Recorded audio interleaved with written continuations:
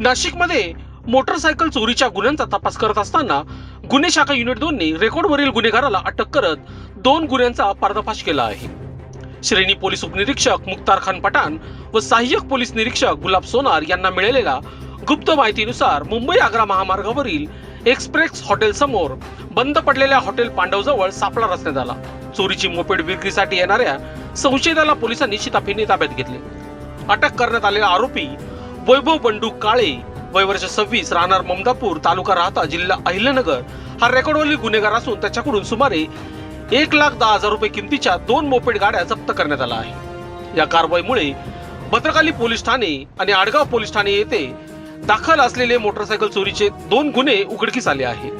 आरोपीस पुढील कारवाईसाठी भद्रकाली पोलीस ठाण्याच्या ताब्यात देण्यात आले आहे. गुन्हे शाखा युनिट 2च्या कारवाईमुळे वाहन चोरी करणाऱ्यांमध्ये खळबळ उडाली असून नागरिकांनी संशयास्पद हालचालीबाबत तात्काळ पोलिसांना माहिती देण्याचे आवाहन करण्यात आले आहे. लोकशास्त्र न्यूज साठी बंटी आढाव, नाशिक.